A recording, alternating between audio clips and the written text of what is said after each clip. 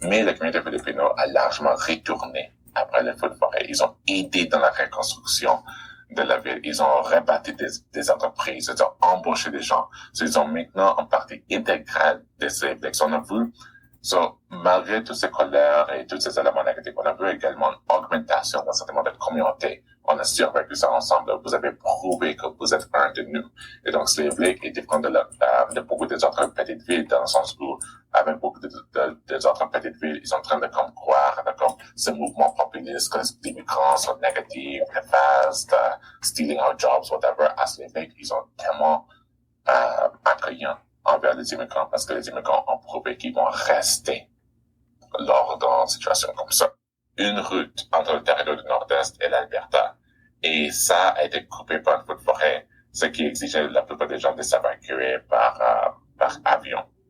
Déjà, ça c'est un problème. En ce moment, c'est surtout des communautés autochtones qui sont le plus touchées directement par le feu de forêt.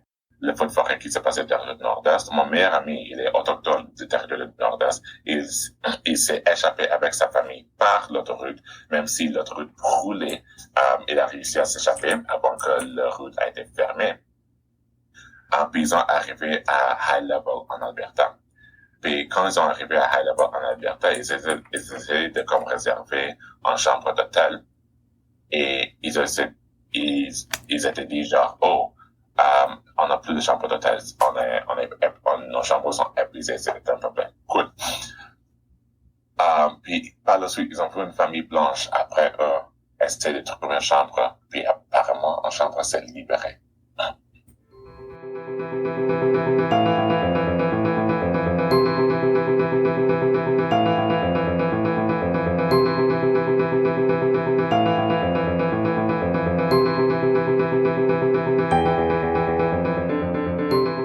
Bienvenue dans un nouvel épisode du podcast L'environnement au Canada, un podcast sur l'environnement au Canada réalisé par Sierra Club Canada. Je suis Diamond Yaw, votre animatrice de podcast francophone à Sierra Club Canada. Aujourd'hui, je discute avec Dr. Chuck Odenibo, un écologiste intersectionnel qui travaille actuellement comme directeur conseil de l'évaluation de l'impact avec l'Institut Tamarack. Il détient un doctorat en géographie médicale de l'Université d'Ottawa. Depuis plus d'une décennie, il travaille en militantisme écologiste, éducation des adultes, gestion de projets, engagement communautaire et design pour l'avenir. Son travail est informé par ses expériences de vie en tant qu'homme noir franco-albertain. Nous discuterons des feux de forêt qui sévissent actuellement dans les prairies, des meilleures stratégies pour se préparer à cet événement météorologique extrême et de l'impact de ces catastrophes naturelles sur les communautés marginalisées, telles que les communautés immigrantes, racisées et autochtones. Avant de commencer, je vous rappelle que vous pouvez agir en faveur de l'environnement sur notre site web sierraclub.ca.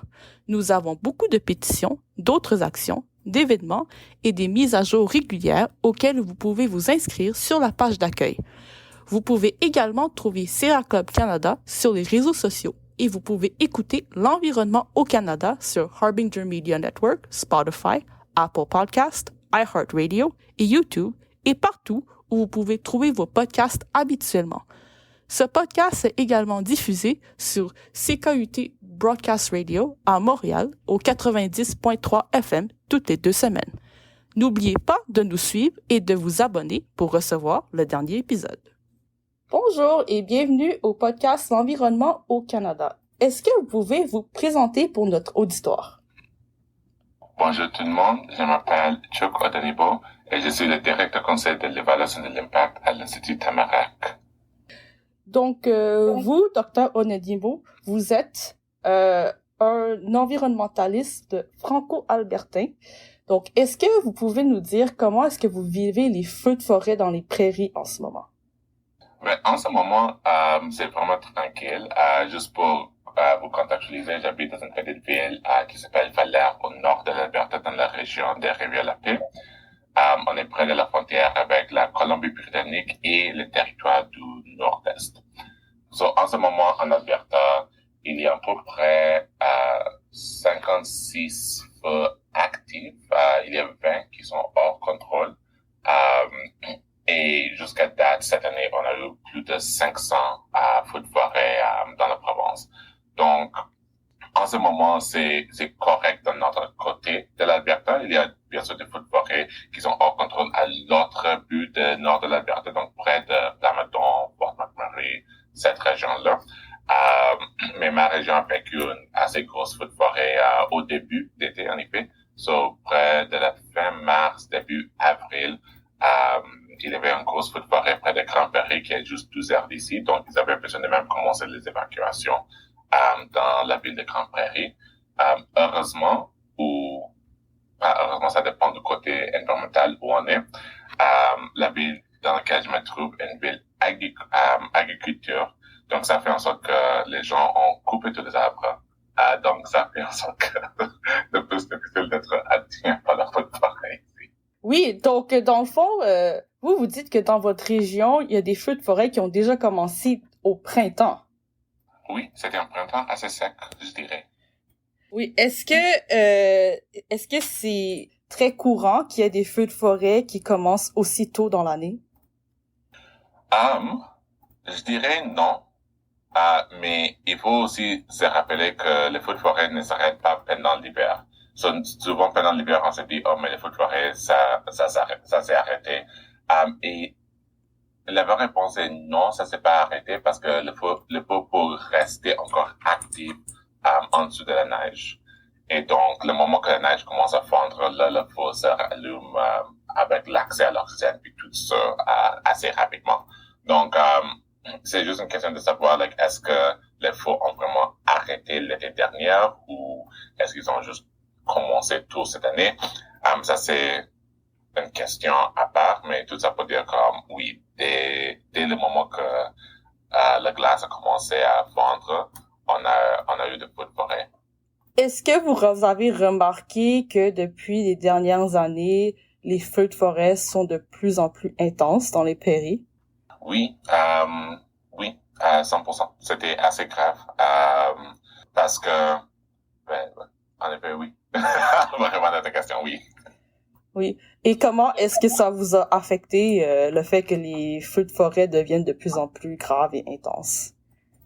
Personnellement, ça ne m'affecte pas tant parce que je suis quelqu'un qui était vraiment sur les premières lignes dans la manifestation contre le changement climatique, la lutte pour la justice climatique. Je suis assez formé dans le domaine environnemental. De façon personnelle, lorsque tu sais quelque chose intellectuellement, tu te sens beaucoup plus prêt pour ce qui peut arriver. Cependant, je dirais à l'échelle plus communautaire, il y avait des impacts, je dirais, assez graves. Par exemple, la fondation Break the Divide à Regina, Saskatchewan, ils ont organisé en séance avec les jeunes personnes dans la région, juste pour parler de l'éco-anxiété, parler de leurs sentiments, et leur offrir un espace où ils peuvent vraiment vivre leurs émotions par rapport au changement climatique. Puis, lorsque j'ai écouté l'enregistrement, il y avait une jeune personne qui avait juste comme 12 ans qui a dit quelque chose qui m'a vraiment frappé. Il a dit, on reste à l'intérieur pendant presque tout l'hiver parce que les hivers ici sont vraiment, vraiment froids. Mais on peut même pas sortir pendant l'été parce que la qualité de l'air grâce au feu de forêt est tellement grave que c'est mieux de rester à l'intérieur. À un moment donné, je me demande, c'est quoi le but de vivre? Et là, ça m'a frappé fortement parce que pour beaucoup de jeunes personnes, même des jeunes personnes ici en région, oui, ils sortent en hiver, ils font la motoneige, ils font l'hockey sur la glace, mais le fait est que ici, au moins dans ma petite ville, nos hivers sont normalement autour de moins 30 degrés Celsius, normalement. Ça veut dire que même si tu sors, tu vas pas rester trop longtemps à l'extérieur. Si ça devient trop froid, il y a des avertissements pour dire aux gens, reste à l'intérieur. Si ça devient moins froid, honnêtement, la différence entre moins 25 et moins 30, tu ne le ressens pas. Tu ne le ressens pas, ça fait pas grand chose.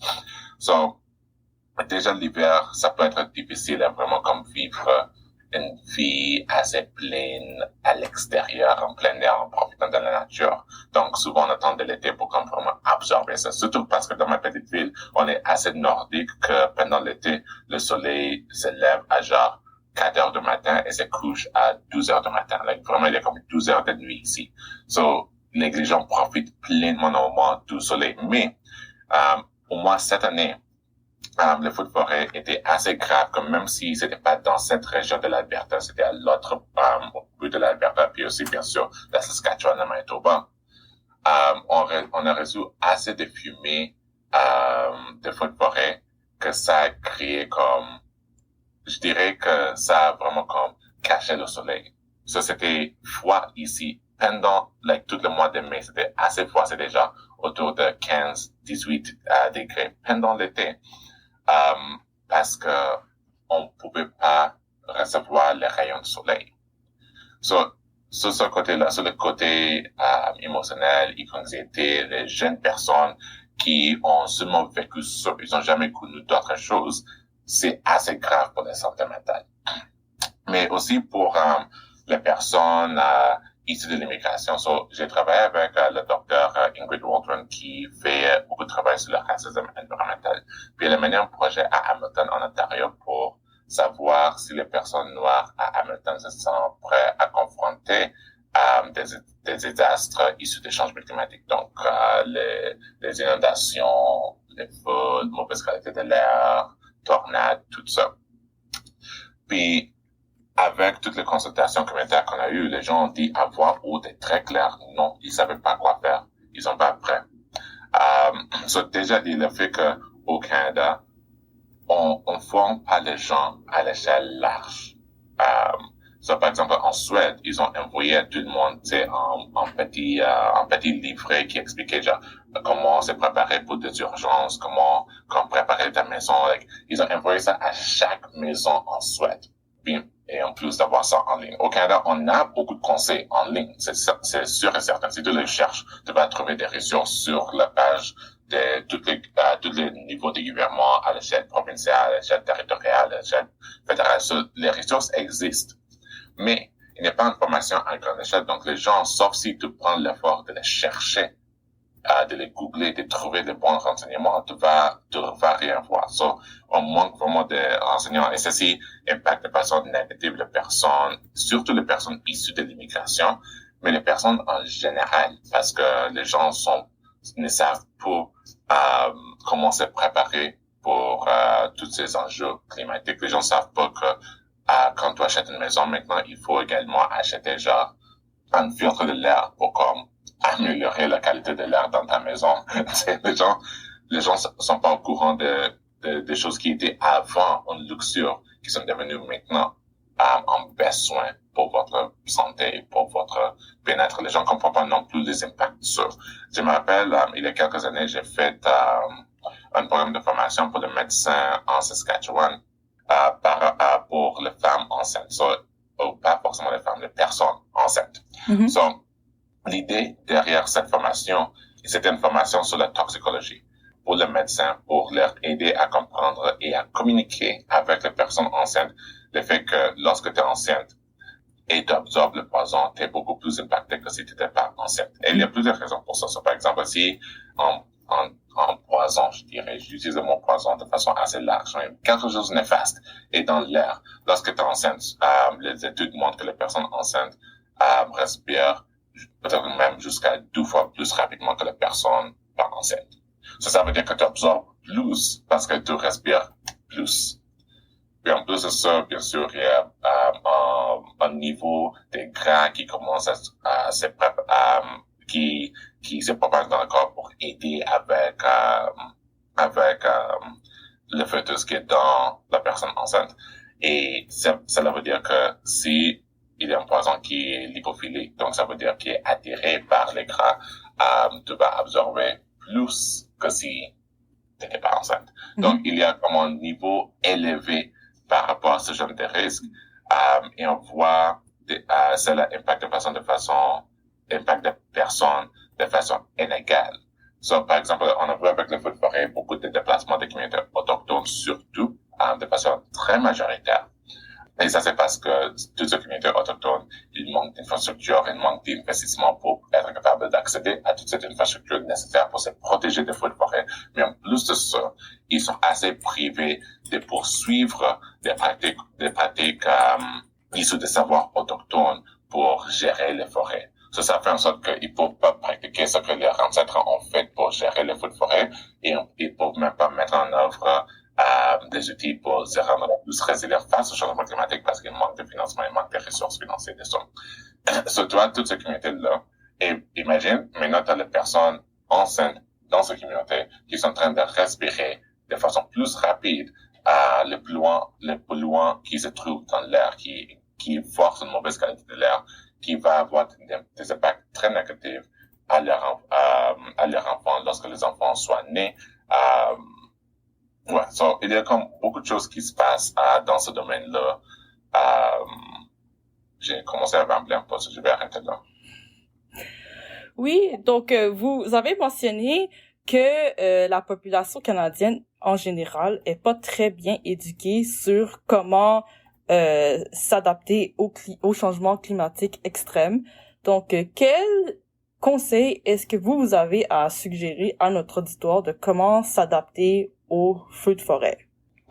La première chose, tu peux trouver des trousses d'incendie issues du gouvernement fédéral, mais aussi issues de votre gouvernement provincial. La plupart des provinces ont quelque chose comme ça. Si vous êtes francophone et vous préférez recevoir les renseignements en français et vous êtes hors Québec et Nouveau-Brunswick, cherche-le en anglais. Cherche-le auprès du gouvernement fédéral. Mais si vous êtes au Nouveau-Brunswick et au Québec, il y a beaucoup de ressources en français qui sont formidables.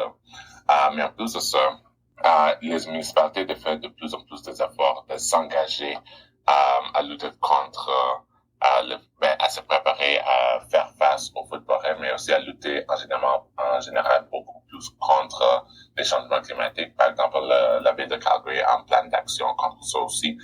Et dans le plan d'action, ils ont une section pour les individus où ils ont voici les responsabilités des individus dans ce plan d'action pour que ce plan d'action fonctionne.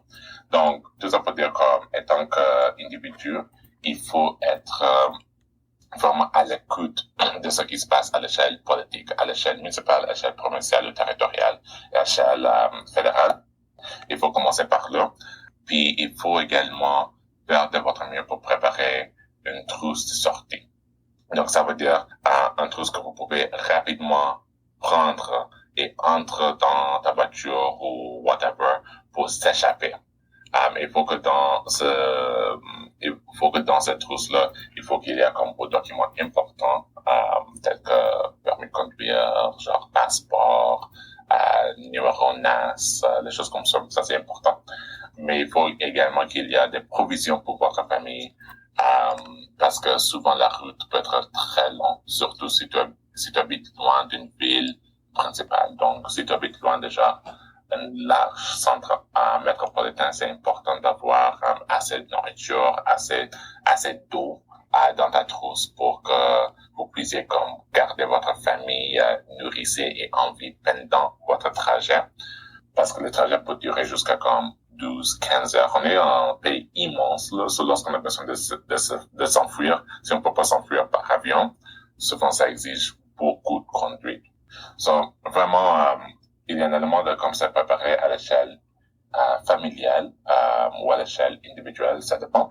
Mais aussi, je dirais, il y a la nécessité d'agir en tant que communauté. Et lorsque je dis communauté, je veux pas forcément dire communauté géographique, mais je veux dire communauté identitaire. Et ce que je veux dire par là, et par exemple, lorsque je parlais du projet avec le Dr. Ingrid Walton à Hamilton, en Ontario, lorsqu'on a parlé avec les personnes noires, un autre enjeu qui s'est levé rapidement est le fait que la ville de Hamilton a un plan possible d'une inondation aride.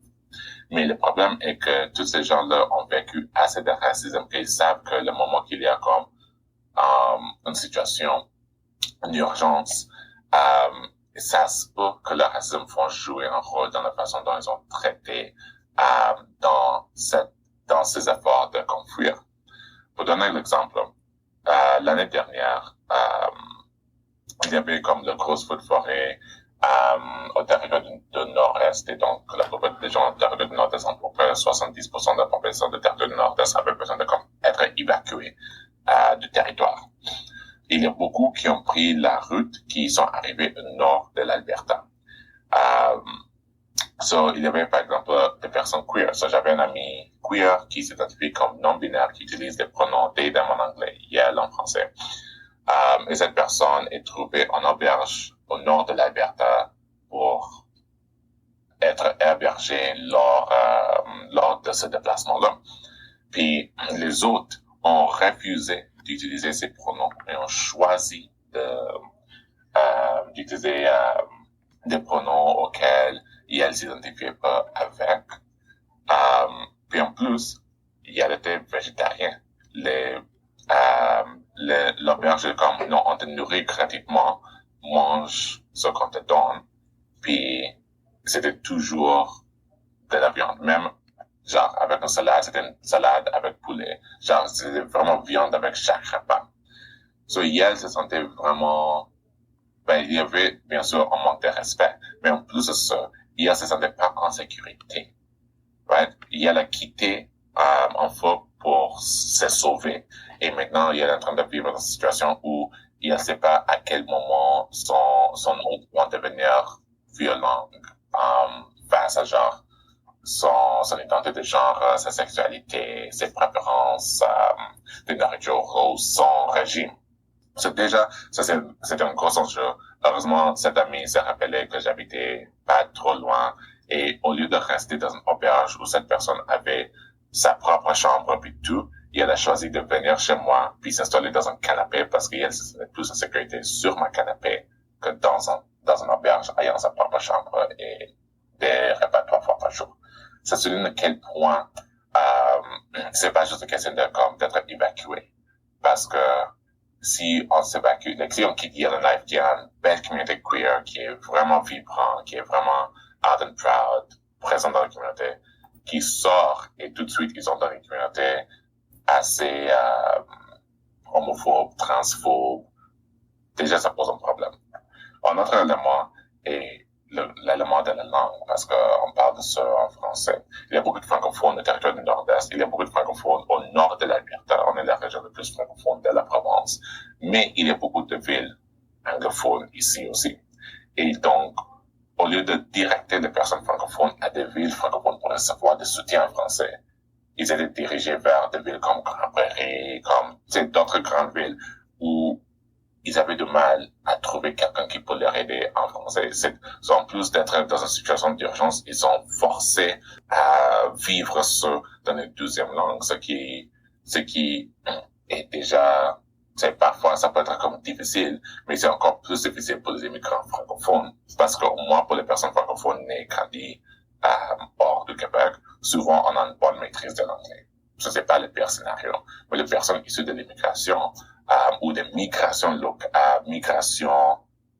nationale, mais dans une province ou dans une région assez francophone, ça c'est déstabilisant, ça c'est effrayant. Si on peut pas communiquer, si on sait pas ce qui se passe, si on sait pas si on va être comme bien reçu, surtout parce que parfois on peut être méprisé en raison de parler français. Il y a beaucoup d'enjeux qui entrent en jeu. Cela veut dire que pour revenir au conseil, c'est vraiment cet élément de prendre soin de vous à l'échelle individuelle ou à l'échelle familiale. Donc, ça veut dire trouver des ressources, apprendre comment faire une trousse, des sorties, vérifier que vous avez comme une bonne assurance maison ou assurance location ou whatever pour réparer tes affaires lorsque tu es capable de revenir chez vous. Il y a plein de choses que vous pouvez faire à l'échelle individuelle, c'est garder renseigné, mais aussi un besoin de s'organiser à l'échelle communautaire pour s'assurer votre bien-être collectif. Parce que le gouvernement va pas toujours être assez rapide de faire des modifications nécessaires pour prendre soin de chacun de nous. On a vu ça au Manitoba, par exemple, où ils ont un gouvernement provincial très à l'écoute des gens. C'est un gouvernement provincial assez proche aux communautés qui fait Manitoba, qui font le Manitoba. Mais même avec le feu de forêt, ça a pris un moment avec toute la bureaucratie pour coordonner l'évacuation des gens pour trouver l'hébergement pour les gens, pour trouver la communauté qui peut accueillir les gens. Ça a pris un moment.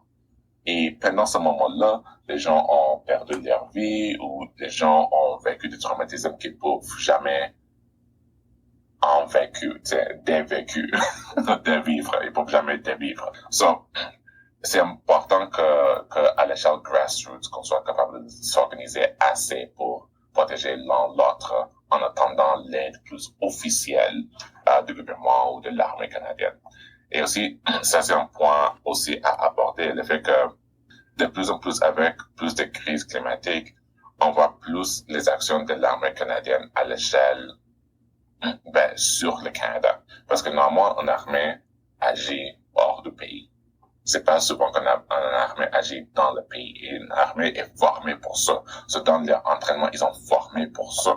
Cependant, maintenant, ils ont besoin d'agir beaucoup plus dans le pays pour aider dans l'évacuation des gens, pendant les feux de forêt, pendant les inondations, pendant les gros moments issus des changements climatiques. On a besoin de faire recours à l'armée canadienne. Et donc, il y a certainement il y a cette tension où il y a certaines communautés qui se méfient à l'armée. Pour plusieurs raisons. Ouais, ça peut être une raison issue de l'immigration ou l'armée dans mon pays d'origine est mauvais, donc j'ai du mal à faire confiance à quelqu'un qui porte l'uniforme d'une armée, peu importe. Il y a des gens issus des communautés noires qui se méfient déjà aux policiers, puis ils s'associent les policiers avec l'armée. Il y a des gens qui ont vécu des mauvaises expériences. L'armée n'a jamais été parfaite. Il y a toujours beaucoup de scandales qui sortent, les scandales issus du sexisme, les scandales issus du racisme. Ça fait en sorte que maintenant on a besoin de, pendant nos moments les plus vulnérables, on a besoin de faire confiance aux gens qui sont même pas forcément formés pour ça. Ouais, ils sont formés pour aider, bien sûr, mais ils sont pas formés pour naviguer la complexité sociale de leur propre pays. Il y a un élément de formation qui est nécessaire à ce niveau-là aussi. Et on n'en parle pas assez parce que on répond toujours aux problèmes, mais on n'est pas très proactif. Et ça, c'est notre enjeu à discuter. Mais tout ça pour dire qu'on a besoin de voir le plaidoyage pour ça. On a besoin que les gens qui ont l'écoute des gouvernements, qui parlent de changement climatique, sont là pour recommander directement. Et n'oublie pas, si l'armée va participer beaucoup plus dans la société civile, il faut que l'armée soit formée pour faire ce genre de travail et pas causer encore plus de traumatisme, auquel l'armée essaie de sauver les gens de. Je trouve ça vraiment intéressant que vous avez mentionné que c'est vraiment important de s'organiser à l'échelle communautaire pour faire face aux feux de forêt et à d'autres événements de changement climatique extrême. Donc, est-ce que vous pensez que il faut vraiment être proactif et se préparer avant qu'il y ait des feux de forêt ou avant qu'il y ait d'autres événements météorologiques extrêmes? Oui, parce que on peut pas s'organiser après le fait. Oui, parce que comme vous avez dit, c'est que dans plusieurs régions où il y a eu des feux de forêt très dévastateurs, ça a vraiment pris du temps pour avoir de l'aide, pour que les gens puissent s'organiser. Donc, comment est-ce qu'on peut faire pour que ce délai-là soit plus raccourci et que les gens aient l'aide dont ils ont besoin le plus rapidement possible dans une situation de crise? En ce moment, il y a des discussions pour avoir un genre de groupe national pour combattre le feu de forêt. Comme ça, c'est le groupe national pour être le groupe qui coordonne les ressources, donc les gens qui luttent contre le feu, les pompiers, c'est ça. Gérer comme les pompiers, le personnel, tout ça.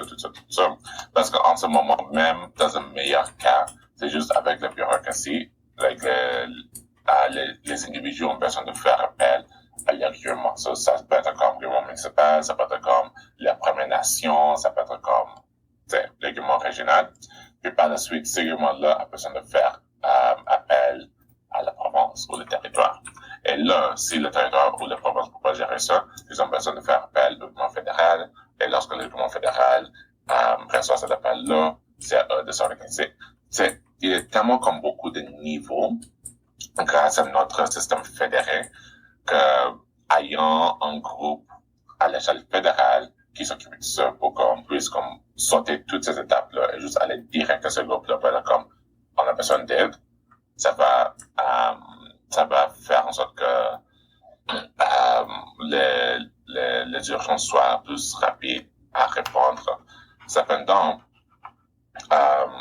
c'est aussi une question à l'échelle communautaire parce que on peut pas tout laisser dans les mains du gouvernement. Oui, on peut laisser le sauvetage souvent dans les mains du gouvernement, mais le côté résilience, le côté vulnérabilité, c'est à l'adresser à l'échelle communautaire. Ça, on peut pas attendre pour ça. Et ça, on peut faire de façon beaucoup plus proactive. Like, en tant qu'individu, je peux pas convaincre mon gouvernement à préparer comme un service national de pompiers. Je peux, envoyer des courriels à mon député et laisser faire son truc. Mais ce que je peux faire directement est vérifier que mon communauté est correcte. Et ça peut être comme à l'échelle, des renseignements, donc la sensibilisation, ça c'est un élément important. Mais ça peut être également à l'échelle de planification, like, si quelque chose arrive où on va se rassembler, like, qu'est-ce qu'on va faire en attendant? Il y avait une communauté au nord de Manitoba qui n'était pas affectée par le feu de forêt cette fois-ci, mais ils étaient affectés par une grosse inondation il y a quelques années. Donc, ils ont maintenant vraiment un plan d'action à l'échelle communautaire à prendre pour se garder en vie en attendant une réponse plus officielle issue du gouvernement provincial et fédéral. Et donc, eux, ils ont accueilli des personnes qui étaient déplacées par le feu.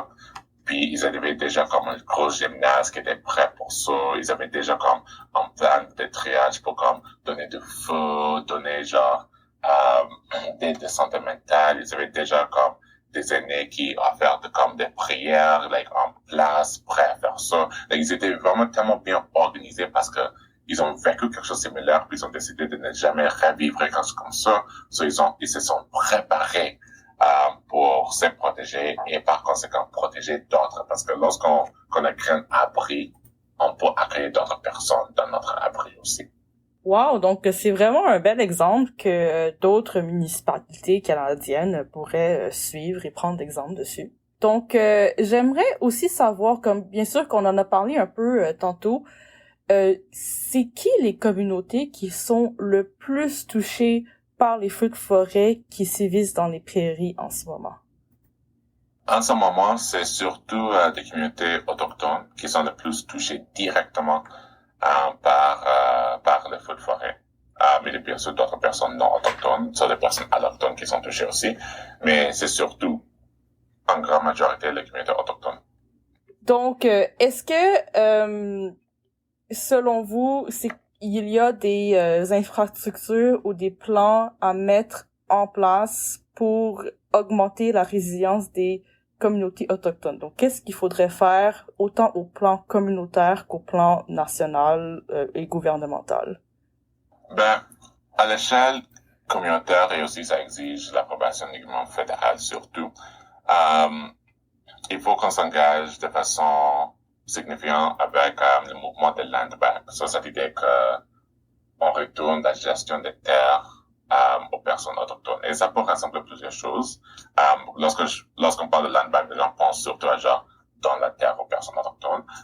Et ça c'est une façon de voir ou de comprendre le land back. Mais une autre façon de comprendre le land back est cet élément de gestion des terres, gestion des ressources ou d'assurer bien que les personnes autochtones soient avantagées par les ressources collectées de leur territoire. C'est les plusieurs façons d'imaginer ça. Mais dans un contexte de feu de forêt, il y a ce qu'on appelle les IPCC, Indigenous Protected Conservation quelque chose. J'oublie le nom complet là. Mais en gros, c'est les zones de conservation menées par des personnes autochtones.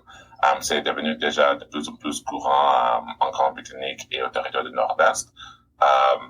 Et on a vu beaucoup de réussite dans ça parce que dans ces zones-là, les personnes autochtones sont capables d'utiliser le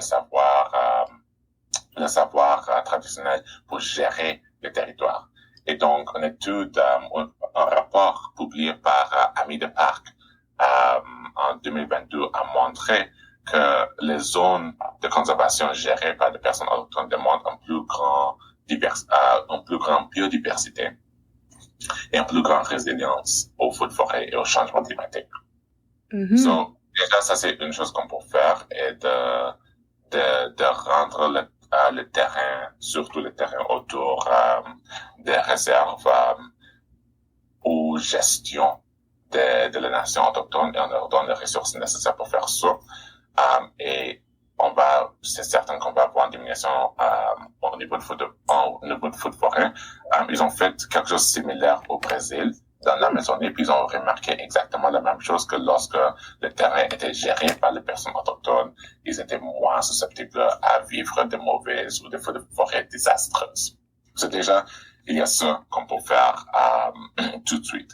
Un autre élément est bien sûr l'infrastructure nécessaire. Donc, au Canada, on a l'habitude de faire nos maisons à travers le bois, puis les choses qui s'enflamment assez facilement. Si on fait un changement pour les Bretons, ça va également rendre nos maisons et nos biens plus résilients face au changement climatique.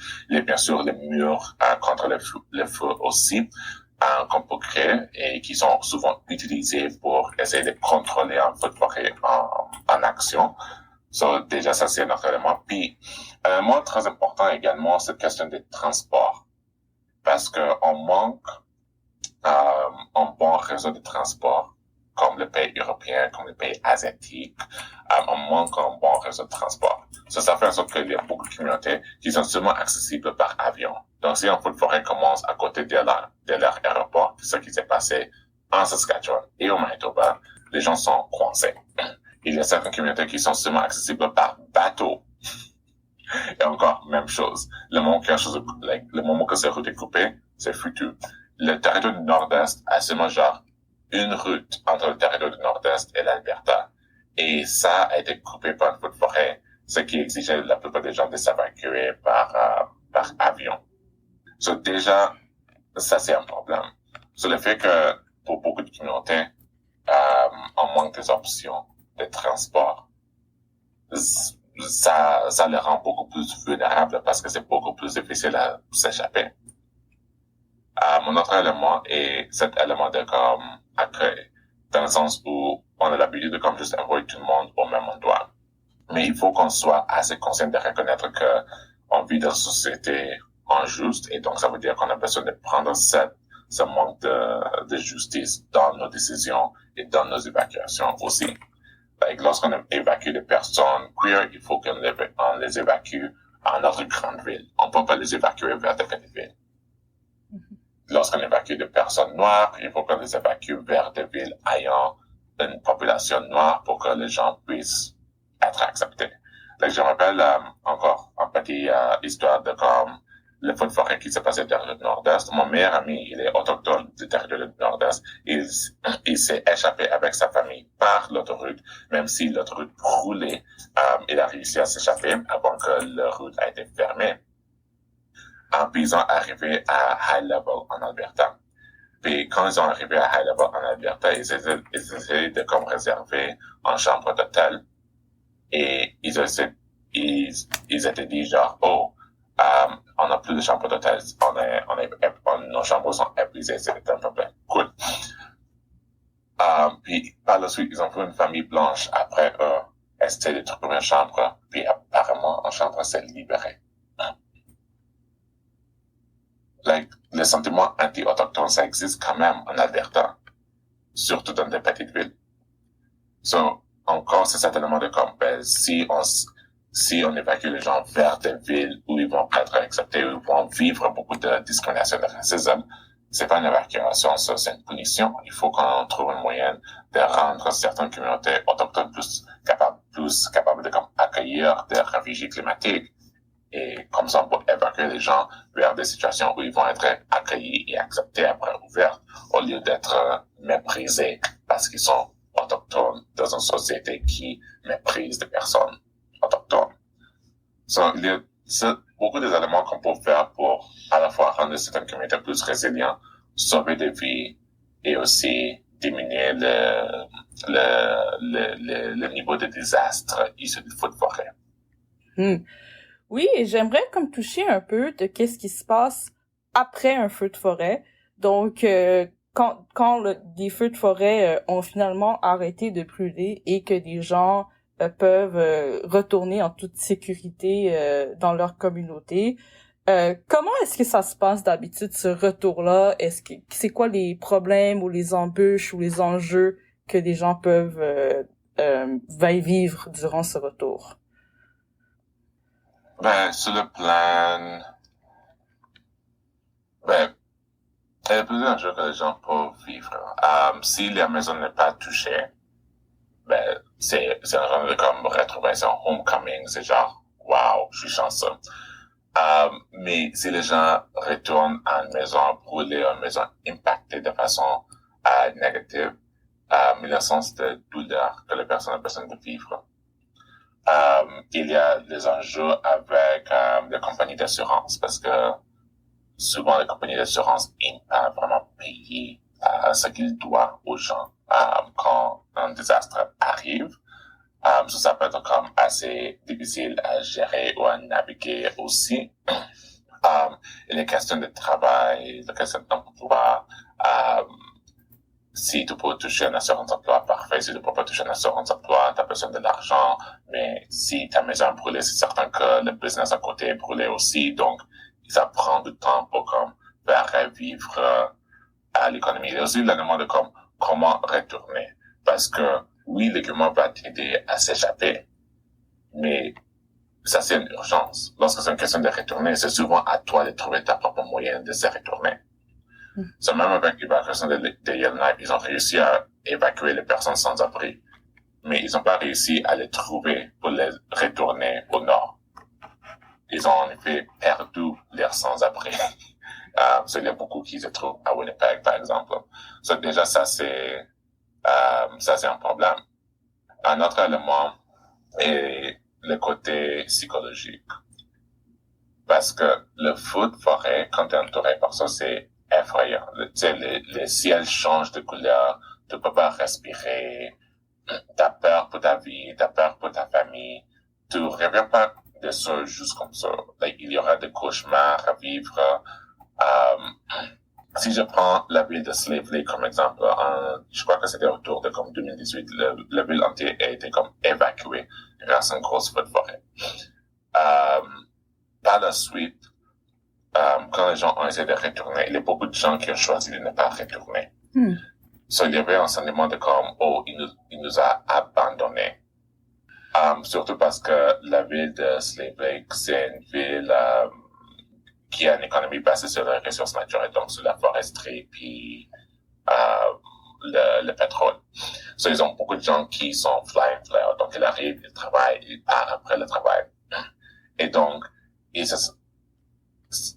gens se sentaient comme abandonnés parce que ces gens-là retournaient pas pour aider à rebâtir la communauté, à rebâtir la ville. Déjà, ça mène à beaucoup de sentiments assez négatifs. Puis en plus de ça, les villes comme Slave Lake, par exemple, ils ont besoin de la construction de nouvelles maisons, mais les entreprises privées sont moins intéressées parce que si tu peux construire comme 10 000 maisons à Toronto et les vendre à grand prix, et Slave Lake, là, comme on n'a pas besoin de 10 000 maisons parce qu'on n'a pas une population de 10 000 personnes, mais on a besoin de 500 maisons, c'est beaucoup moins intéressant. Ils avaient du mal à trouver des entreprises pour bâtir ou construire de nouvelles maisons. En ce moment, à Slave Lake, il y a un gros sentiment de colère. Les gens n'ont pas délié avec leurs sentiments par rapport à ce grand déplacement, puis de revenir à une ville qui était brûlée, puis rebâtir encore. Et cette colère communautaire se manifeste de façon extrêmement négative. Donc, il y a plus de cas, de rapports des voisins qui commencent à s'éloigner. Il y a plus de rapports de l'alcoolisme, de violence domestique, de toutes ces formes de manifestations de juste colère non stressés qui se passent dans la ville. Mhm. Et ils savent pas comment genre faire un genre de comme guérison collective, un genre de comme thérapie communautaire. Ils savent pas comment faire ça. Parce que malheureusement, la culture canadienne n'a pas forcément d'adresser des problèmes communautaires étant que communauté. Il y a beaucoup d'autres communautés qui ont des savoirs culturels qui nous aident à gérer ça, des processus communautaires qui nous aident à comme aider une communauté à guérir après un très mauvais coup. Mais malheureusement, on n'a pas ça ici. So, ça fait en sorte que les gens sont juste dans un état de colère. Mais par contre, il y avait un plus grand cinéma de communauté pour les gens qui sont restés, pour les gens qui sont retournés. On voit un plus grand acceptance, acceptance des personnes issues de l'immigration, parce qu'avant le feu de forêt, beaucoup des immigrants ont vécu de l'exclusion, d'isolation, surtout la communauté philippine, parce que ça, c'est la plus grande communauté immigrante à Slave Lake, c'est la communauté philippine. Ils étaient exclus de la vie quotidienne des gens. Ils étaient exclus de la grande société. Ils ont formé leur propre petite société. Mais la communauté philippine a largement retourné après le feu de forêt. Ils ont aidé dans la reconstruction de la ville. Ils ont rebâti des entreprises. Ils ont embauché des gens. Ils ont maintenant une partie intégrale de ces élections. On a vu, malgré toutes ces colères et tous ces éléments négatifs, on a vu également une augmentation d'un certain nombre de communautés. On a survécu ça ensemble. Vous avez prouvé que vous êtes un de nous. Et donc, Slave Lake est différent de beaucoup des autres petites villes, dans le sens où, avec beaucoup des autres petites villes, ils sont en train de comme croire à comme ce mouvement populiste, que les immigrants sont négatifs, néfastes, stealing our jobs, whatever. À Slave Lake, ils sont tellement accueillants envers les immigrants, parce que les immigrants ont prouvé qu'ils vont rester lors d'une situation comme ça. Je dirais comme il y a des impacts très négatifs, bien sûr, sur le côté, sur les affaires personnelles, sur les émotions, sur l'économie, mais aussi, si c'est bien géré, ça peut mener également à une communauté qui sont beaucoup plus proches, à une communauté qui sont beaucoup plus rassembleurs, et ça peut être puissant lorsque la communauté vit un autre désastre. Ils vont être beaucoup plus prêts à se soutenir l'un l'autre lors de ce désastre. Oui, c'est vraiment intéressant. Et je voulais revenir à un point que vous avez mentionné plus tôt, qui disent que les communautés les plus touchées par les feux de forêt en ce moment, c'est les communautés autochtones. Et c'est elles qui sont forcément le plus déplacées de leur communauté d'origine. Donc, j'aimerais vous entendre sur l'impact de ça, puisque dans beaucoup de cultures autochtones, leur territoire où ils vivent, c'est très attaché à leur identité. Donc, comment est-ce qu'ils vivent le fait que leur territoire est en train de brûler et qu'ils doivent être déplacés et de peut-être que le retour est un peu incertain? Ils vivent ça mal, comme tout le monde, je dirais, ils vivent ça très, très, très mal. Il y a un certain niveau de résilience parce que c'est pas la première fois que leur mode de vie a été détruit. Right? Il y a un niveau de résilience qui est assez fort, qui est assez frappant. Mais même avec ce niveau de résilience, on voit quand même les impacts de ce manque de connexion avec le territoire, dans la forme de genre, les enjeux sociaux qu'on voit chez les communautés autochtones. Le niveau de dépression, le niveau de suicide chez les jeunes personnes surtout. On voit tout ça, puis aussi en plus de ça, beaucoup de personnes, beaucoup de knowledge holders, beaucoup de personnes qui portent le savoir chez les communautés autochtones sont assez vieux, donc ils sont moins capables de répondre après une feu de forêt, surtout sur le côté impact sur la santé, donc pollution de l'air, tout ça. C'est sûr et certain que ils vivent ça mal. Ça peut être dans les communautés autochtones, sont très, très, très résilients. Donc, il y a un certain niveau de genre, ils vont revenir, ils vont rebâtir comme ils ont fait avant et avant et avant à travers toutes les années de colonisation. Et ils vont résister, ils vont lutter. Mais surtout, on le voit très actif dans la lutte pour des changements, surtout des changements à l'échelle politique, dans la manière dont ils sont traités et dont ils peuvent comme faire leur propre choix et vraiment vivre en authenticité. Même les personnes autochtones au Manitoba qui ont été évacuées, ils ont dit très clairement, la prochaine fois, il faut que ça soit plus rapide, il faut que ça soit comme mieux fait, nos communautés sont prêtes à comme accueillir les gens, on a juste besoin de ressources pour être capable de comme construire ce qu'on a besoin de construire, il faut que ça soit comme pris en compte, ils ont déjà en train de comme plaidoyer pour leurs besoins. Et on voit un niveau de résilience extraordinaire parce que ils ont déjà vécu un détruit complet de leur mode de vie. So, ça change pas grand chose. Et lorsqu'on a un respect pour la nature, on a également un respect pour des désastres naturels aussi. Ce n'est moins impacté parce que les personnes autochtones, leur culture ne tourne pas autour de l'idée de contrôler l'environnement. C'est d'accepter ce que l'environnement apporte et de s'adapter en fonction de ça. So, en effet, je dirais que les impacts de santé mentale sont pour moi dans le sens où les personnes autochtones, on a l'habitude d'essayer de tout contrôler. So, lorsque quelque chose est hors de notre contrôle, ça nous donne beaucoup d'anxiété. On ne sait pas ce qui se passerait la prochaine. Mais si on avait une culture plus adaptive, là, ça changerait notre façon de réagir. So, je dirais ça. D'accord. Merci beaucoup. C'est vraiment bien de vous discuter avec vous. Merci beaucoup. Avant de terminer aujourd'hui, je vous rappelle que vous pouvez vous mobiliser pour les enjeux environnementaux en visitant sierraclub.ca. Nous avons beaucoup de pétitions, d'autres actions et des événements. Vous pouvez aussi vous abonner sur notre page d'accueil pour recevoir des mises à jour régulières sur les enjeux environnementaux au Canada.